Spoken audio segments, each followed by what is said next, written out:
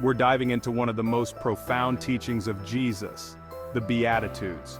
Found in Matthew chapter 5, verses 3 to 10, the Beatitudes are the opening lines of Jesus' Sermon on the Mount. They present a radical redefinition of what it means to be truly blessed, and describe the attitudes and characteristics of those who are part of the kingdom of heaven. So let's explore each Beatitude together and see how we can apply them in our lives today. Blessed are the poor in spirit, for theirs is the kingdom of heaven. First up, blessed are the poor in spirit, for theirs is the kingdom of heaven. Being poor in spirit means recognizing our spiritual poverty and our deep need for God.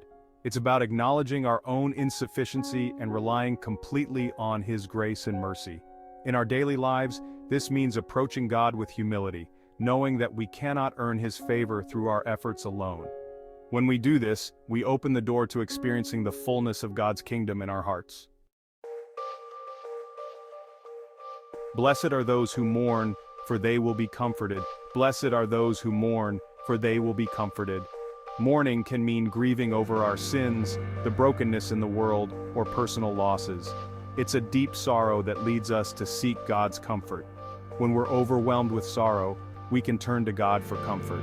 He promises to be close to the brokenhearted and heal our wounds.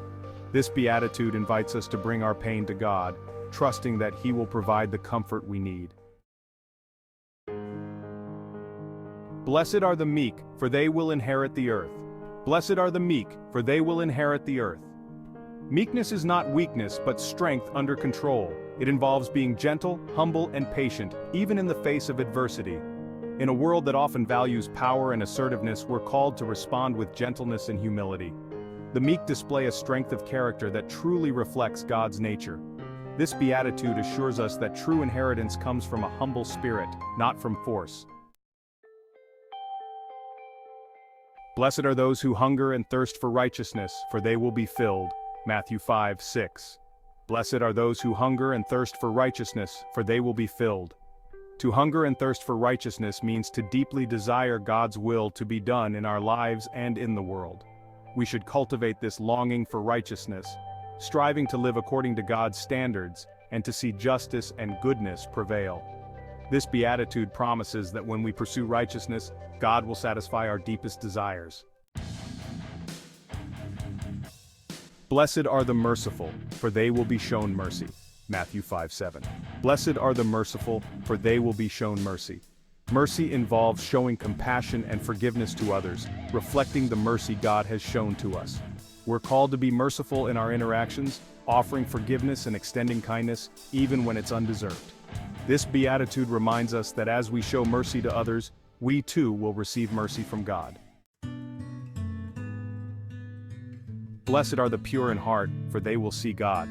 Purity of heart refers to having a clean and undivided heart, fully devoted to God and free from deceit and sin. We should strive for purity in our thoughts, motives, and actions, seeking to live in a way that pleases God. This beatitude assures us that those who are pure in heart will experience a close and intimate relationship with God. Blessed are the peacemakers, for they will be called children of God.